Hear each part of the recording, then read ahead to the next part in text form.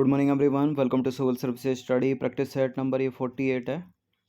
UPPCS के लिए practice करेंगे। इसमें हम करंट अफेयर्स और जनरल साइंस के प्रश्नों पर। इस टेस्ट का पीडीएफ प्राप्त कर सकते हो और फुल टेस्ट सीरीज प्राप्त कर सकते हो यूपीपीसीएस 2023 के लिए, जो चल रही है हमारी टेलीग्राम पर। डिस्क्रिप्शन बॉक्स में नंबर है, उस पर कॉल या व्हाट्सअप कर दीजिए। तो क्वेश्चन नंबर 1 है कि वर्ष 2025 के लिए आईसीसी महिला एक दिवसीय विश्व कप की मेजबानी कौन सा देश करेगा? कौन है वर्ष 2025 के लिए आईसीसी महिला एक दिवसीय विश्व कप का मेजबान देश? भारत ही है। ठीक है, तो वर्ष 2025 के लिए आईसीसी महिला एक दिवसीय विश्व कप की मेजबानी भारत करेगा। और ये जो मेजबान देश का जब चयन हो रहा था, तो इसमें बीसीसीआई के अध्यक्ष सौरभ गांगुली भी सम्मिलित थे। क्वेश्चन नंबर 2 पर आ जाइए। किस भारतीय अर्थशास्त्री को हाल ही में विश्व बैंक का मुख्य अर्थशास्त्री चयनित किया गया है? Chief economist of the World Bank. किसको? Indermit Gill, option number A. यह नंबर है, इस पर कॉल या व्हाट्सएप करके आप पेड सीरीज प्राप्त कर सकते हैं। तो सही उत्तर है इंदरमीत गिल। हाल ही में विश्व बैंक के मुख्य अर्थशास्त्री के रूप में भारतीय अर्थशास्त्री इंदरमीत गिल को चुना गया है। और यह विश्व बैंक में मुख्य अर्थशास्त्री में सेवा देने वाले दूसरे भारतीय होंगे। पहले कौन से थे? कौशिक बसु।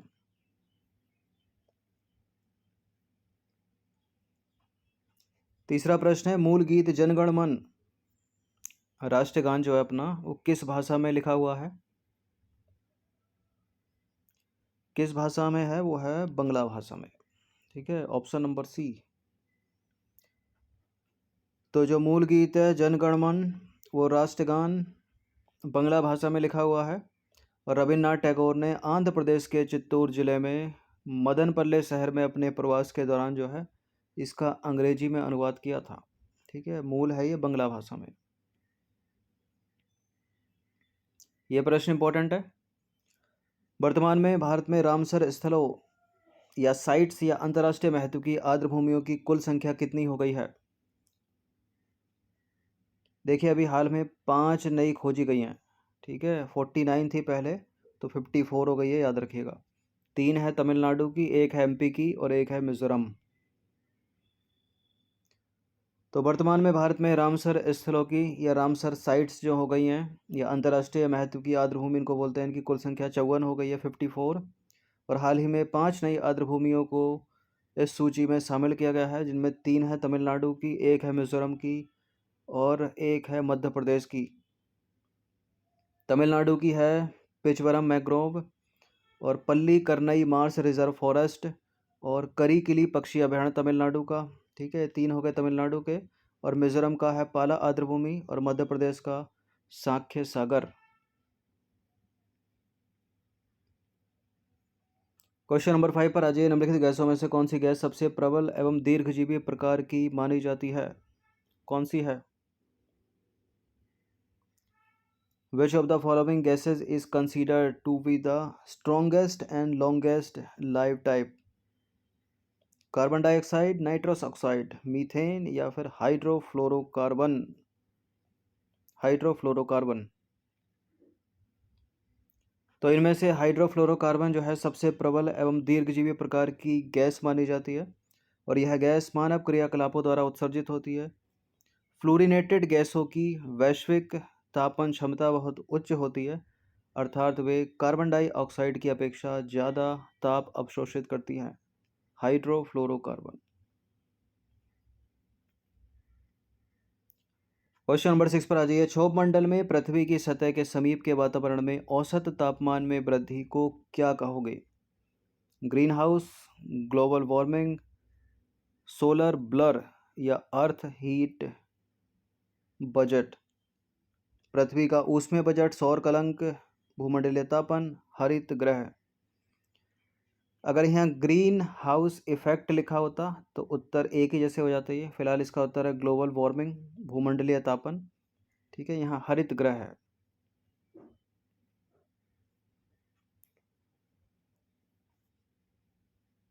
ठीक है। हरित गृह मतलब देखा होगा आपने, ठंडे प्रदेशों में कांच का ग्लास बनाया जाता है जिसमें सब्जियां उगाई जाती हैं। ठीक है, छोटा हाउस टाइप का, उसको बोलते हैं हरित गृह। और प्रभाव लगा दोगे उसमें, इफेक्ट लगा दोगे तो पूरा अर्थ ही चेंज हो जाएगा।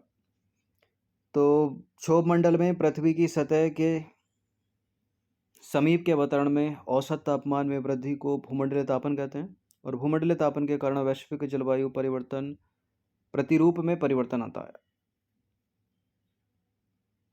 क्वेश्चन नंबर 7 है, विश्व व्यापार संगठन यानी WTO की स्थापना कब की गई थी? जनवरी, अप्रैल, मार्च या जनवरी?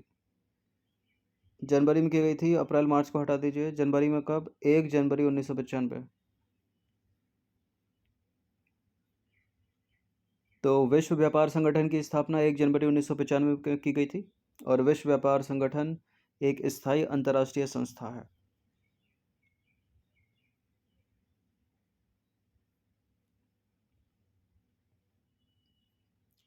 देखिए WTO का कार्य क्या है। इसका कार्य, मुख्य कार्य यह है कि वस्तुओं का अंतर्राष्ट्रीय व्यापार, सेवाओं का अंतर्राष्ट्रीय व्यापार, विदेशी विनिमय, बौद्धिक संपदा अधिकार इत्यादि निश्चित नियमों के आधार पर निर्धारित हों। इंटरनेट ऑफ थिंग्स से आप क्या समझते हो? क्या है इंटरनेट ऑफ थिंग्स? क्या कोई एंटीवायरस सॉफ्टवेयर है? क्या कोई एप्लीकेशन है जो मशीन को अनुभव के द्वारा सीखने और सुधार करने की क्षमता प्रदान करती है? या आर्टिफिशियल इंटेलिजेंस आधारित पृथ्वी की भूस्थैतिक कक्षा में स्थापित कोई सैटेलाइट है? या इंटरनेट का एक लिंक है जो उन वस्तुओं को आपस में जोड़ता है जो डेटा को संग्रहित और परिवर्तित करने में सक्षम होता है? इंटरनेट ऑफ थिंग्स है कि एक इंटरनेट का लिंक जो उन वस्तुओं को आपस में जोड़ता है जो डेटा संग्रहित और परिवर्तित करने में सक्षम होता है। सी है इसका आंसर। देखिए इंटरनेट ऑफ थिंग्स तकनीक का वह विकास है जिसमें कई गैजेट्स को नेटवर्किंग के माध्यम से एक साथ जोड़ा जाता है। इंटरनेट ऑफ थिंग्स को IoT भी कहा जाता है। इसमें सभी गैजेट्स एक साथ जुड़कर एक दूसरे को डाटा का आदान प्रदान करते हैं जिससे सभी उपकरणों के बीच इंटीग्रेशन आता है।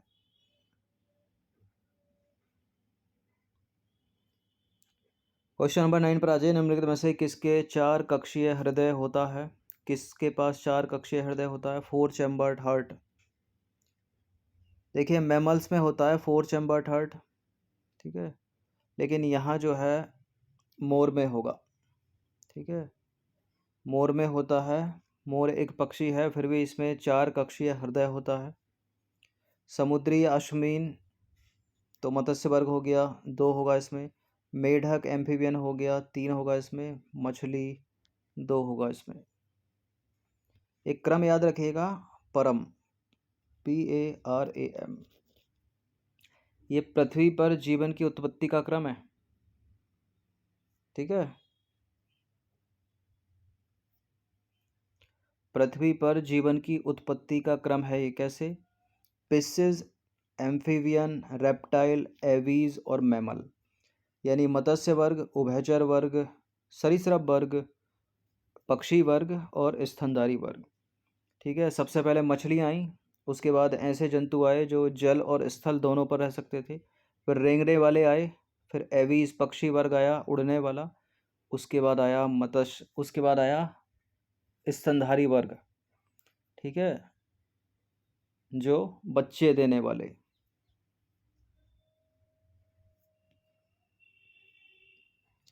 देखिए मोर का हृदय जो है वो 4 कक्षों वाला होता है। मोर भारत का राष्ट्रीय पक्षी है और इसका वैज्ञानिक नाम पावो क्रिस्टस है। छोटी क्लास में पढ़ा होगा आपने। मेढक की बात करें तो मेढक उभयचर एम्फीबियन है, तो इसमें 2 अलिंद और 1 निलय होगा, यानी इसका जो हृदय होगा वो 3 कक्षीय होगा। मछलियों में 2 कक्षीय हृदय होता है और अश्मीन यानी सी हॉर्स का हृदय 2 कक्षीय होता है। 10वां प्रश्न है, ब्रेड बनाने में प्रयुक्त होने वाले जो यीस्ट है निम्नलिखित में से किस एक समूह से संबंधित है? प्रोटेस्टा, कवक, मोनेरा, प्रोटोजोआ। ये फंगी है, मतलब कवक है। देखिए यीस्ट जो है कवक जगत के अंतर्गत आता है। यह एक यूकैरियोटिक एक कोशिकीय कवक है जिसका उपयोग ब्रेड बनाने में किया जाता है। सेकेरोमाइसीज सेरिविसी को आमतौर पर बेकर यीस्ट के नाम से जाना जाता है और सेकेरोमाइसीज सेरिविसी एक प्रकार का बंडिंग यीस्ट है जो शर्करा को कार्बन डाइऑक्साइड और अल्कोहल को किण्वित करता है। इसका उपयोग जो है व्यापक रूप से ब्रेड बनाने में और शराब बनाने वाले उद्योगों में किया जाता है। ठीक है, सेक्रोमाइसीज सेरिवेसी। क्वेश्चन नंबर 11 पर अजय निम्नलिखित में से कौन सा एक अंडे देने वाला स्तनधारी है, मतलब ऐसा मैमल जो अंडे देता है जबकि उसको बच्चे देने चाहिए क्योंकि वो स्तनधारी है, और ये है platypus, option number A. Humming bird तो सबसे छोटा पक्षी है उड़ने वाला, ठीक है, अंडे ही देगा वो। तो प्लेटिपस जो है एक अंडे देने वाला स्तनधारी है। स्तनपायी समूह की बात करें तो स्तनधारियों को जो है 3 समूहों में विभाजित किया जाता है, मोनोट्रैम, मार्सुपिलस और है प्लेसेंटल। प्लेसेंटल स्तनधारी की बात करें तो इसमें मनुष्य आता है, चूहे आते हैं, व्हेल आती है, चमगादड़, आमतौर पर अच्छी तरह से विकसित जो बच्चों को जन्म देते हैं वो आते हैं इसमें।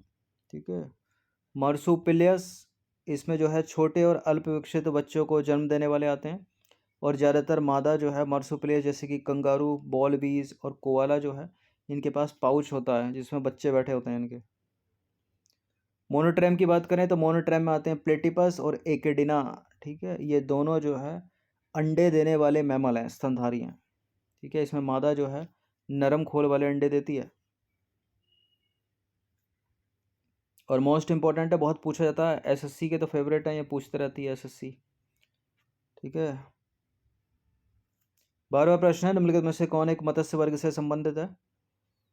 Star fish, silver fish, jelly fish, dog fish, यानी मछली होगी वो, तो ए है डॉग फिश।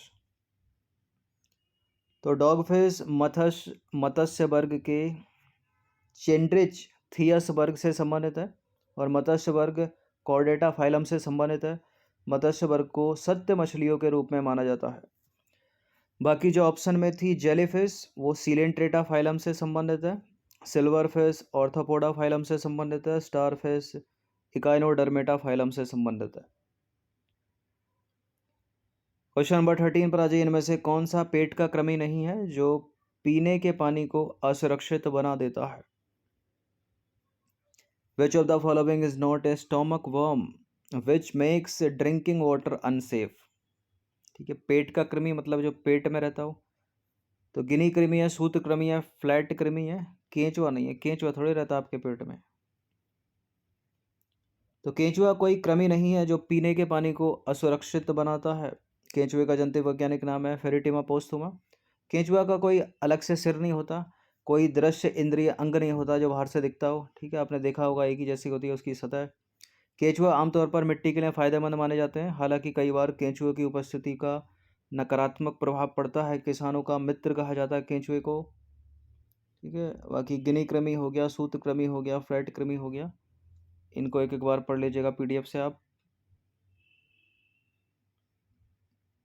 क्वेश्चन नंबर 14 पर आ जाइए, इनमें से कौन सा एक सही है? समजात अंग, समरूप अंग, दोनों सही हैं, दोनों गलत हैं। समजात अंग इन अंगों के कार्य समान होते हैं लेकिन ये संरचना और उत्पत्ति में भिन्न होते हैं, यानी अलग होते हैं। समरूप अंग, यह अंग उत्पत्ति और संरचना में समान होते हैं लेकिन कार्य में भिन्न होते हैं। देखिए, दोनों हैं तो ठीक लेकिन गलत लिखा, ऊपर का नीचे लिखा, नीचे का ऊपर लिखा, दोनों के दोनों सही नहीं है, इसमें डी है इसका आंसर। तो उपरोक्त में से कोई भी सही नहीं है। समजात अंग यानी होमोलोगस ऑर्गन, यह अंग उत्पत्ति और संरचना में तो समान होते हैं लेकिन विभिन्न कार्य करते हैं ये। ठीक है, उदाहरण के तौर पर समझे, मेढकों, छिपकलियों, चमगादड़ों और मानवों के अग्रपादों की मूल संरचनात्मक संरचना देखने में तो समान होती है लेकिन उनके कार्य जो हैं सब भिन्न भिन्न अलग अलग हैं। पंख उड़ान भरने में मदद करते हैं जबकि मानव का जो अग्रभाग है वो विभिन्न गतिविधियों में मदद करता है। समरूप अंग की बात करें, सिमिलर ऑर्गन की बात करें, तो ये इन अंगों के जो है कार्य है वो समान होते हैं लेकिन ये संरचना और उत्पत्ति में जो है भिन्न होते हैं। उदाहरण के लिए चमगादड़ और पक्षी के पंख के कार्य समान है लेकिन इस समानता का अर्थ यह नहीं है कि ये जंतु जो है अधिक निकटता से संबंधित है। चमगादड़ के पंख केवल उसकी त्वचा के फोल्ड से बने होते हैं जो उसकी उंगलियों के बीच फैली होती है, जबकि पक्षियों के पंख पैरों से ढके संशोधित अग्रभाग होते हैं। ठीक है, क्वेश्चन नंबर 15 पर आ जाइए। निम्नलिखित में से यूकैरियोटिक जीवों के जोड़े को पहचानिए। पहचान लोगे। अमीबा पैरामीशियम, ठीक है, एक कोशिकीय है बी। तो अमीबा और पैरामीशियम एक कोशिकीय यूकैरियोटिक है जो प्रोटेस्टा जगत से संबंधित है। देखिए, जीवों को उनके आवास, संरचनात्मक व्यवस्था और कोशिका प्रकार, उसमें भी यूकैरियोटिक, प्रोकैरियोटिक, बहुकोशिकीय, एक कोशिकीय के आधार पर वर्गीकृत किया जाता है। पैरामीशियम एक कोशिकीय यूकैरियोटिक जीव है क्योंकि इसमें एक झिल्लीबद्ध कोशिका केंद्रक और कई अन्य कोशिकांग होते हैं। अमीबा एक कोशिकीय यूकैरियोटिक जीव है। इसमें झिल्लीबद्ध बंधे कोशिकांग होते हैं जिसमें एक झिल्लीबद्ध केंद्रक भी होता है। झिल्लीबद्ध बंधे कोशिकांग, ठीक है, दोनों एक कोशिकीय हैं, अमीबा पैरामीशियम। एक और आता है इनमें यूग्लिना। नंबर 16 पर आ जाइए। नीचे सूचीबद्ध खाद्य पदार्थों में कौन सा विटामिन सी का सबसे अच्छा स्रोत है? आसानी है तो खट्टे फल। तो साइट्रस फल ऐसे फल हैं जिनमें बड़ी मात्रा में साइट्रिक अम्ल होता है, विटामिन सी का अच्छे समृद्ध होते हैं ये। और नींबू, संतरा, अंगूर से प्राप्त होंगे। फलों के रस विटामिन ए के, विटामिन सी के और खनिजों के अच्छे स्रोत होते हैं। खनिज में सोडियम, पोटेशियम और आयरन। नंबर 17 पर आ जाइए। विटामिन बी सी डैश में विलय होता है जिसकी कमी से डैश रोग हो जाता है। विटामिन बी सी जल में विलय है, ठीक है, और इसकी कमी से हो जाता है क्रैम्प, यानी ऐंठन आती है। रिकेट्स डी से, स्कर्वी सी से और बेरी बेरी बी से। तो इनको तो आप एलिमिनेट कर ही देते, ए है इसका आंसर, ठीक है। तो ये भी एक तरीका है प्रश्न को पूछने का। देखिए, विटामिन जो होते हैं वो कार्बनिक अणु होते हैं जिनकी शरीर को चयापचय गतिविधियों यानी मेटाबॉलिक एक्टिविटीज़ के लिए कम मात्रा में आवश्यकता होती है। घुलनशीलता के आधार पर विटामिन दो प्रकार के कौन कौन से? जल में घुलनशील, वसा में घुलनशील, यानी वाटर सोलेबल, फैट सोलेबल। विस्तृत चर्चा हम कर चुके हैं प्रारंभिक टेस्ट में यूपी पीसीएस 2023 के। तो जल में घुलनशील कौन कौन से हैं? विटामिन बी और सी। अब बी में जितने भी बी हैं, B1, B2, B3, B6, B9, B12, सारे बी आएंगे, वो याद रखना, ठीक है। और वसा में घुलनशील कौन से हैं? ADE के। आहार में विटामिन की कमी से मानव शरीर में विभिन्न रोग या विकार हो सकते हैं। अब बात करेंगे हम विटामिन B6 की, क्योंकि ये प्रश्न में था अपने। इसे पायरोडॉक्सिन के नाम से जाना जाता है। किसी भी अन्य विटामिन बी की तरह जल में घुलनशील है B6 भी, ठीक है। बी की सारी सीरीज जल में घुलनशील होगी और इसकी कमी से ऐंठन यानी क्रैम्प आते हैं। अब क्रैम्प कौन से? मसल्स क्रैम्प हो सकते हैं, ठीक है, मांसपेशियों की ऐंठन हो सकती है, हड्डियों की ऐंठन हो सकती है, मतली या जी मचलाना जिसको बोलते हैं नौसा, खिन्नता यानी डिप्रेशन हो सकता है, नौसिया। देखिए, विटामिन B6 आपको चाहिए तो मछली, मांस, आलू, स्टार्च वाली सब्जियां खानी पड़ेंगी। क्वेश्चन नंबर 18 है। सूची ए को सूची दो के साथ सम्मिलित कीजिए। नीचे दिए गए कूट की सहायता से सही उत्तर का चयन कीजिए। सूची ए में, सूची दो में, सूची एक, सूची दो, वही रासायनिक नाम है इनके। तो बायोटिन है विटामिन सी का, और साइनोकोबालामिन है विटामिन B12 का, और पायरोडॉक्सिन है विटामिन B6, और पेंटाथोनिक अम्ल है विटामिन B5, ठीक है। तो सी हो जाएगा इसका आंसर।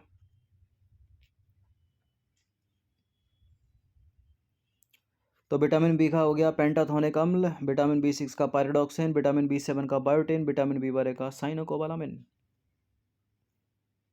क्वेश्चन नंबर 19 पर आ जाइए। किसी विषाणु में उत्परिवर्तन यानी म्यूटेशन किसके कारण होता है? इसके कोशिका आकार में परिवर्तन, इसके आनुवंशिक पदार्थ में परिवर्तन, इसके आकार में परिवर्तन, इसके रंग में परिवर्तन।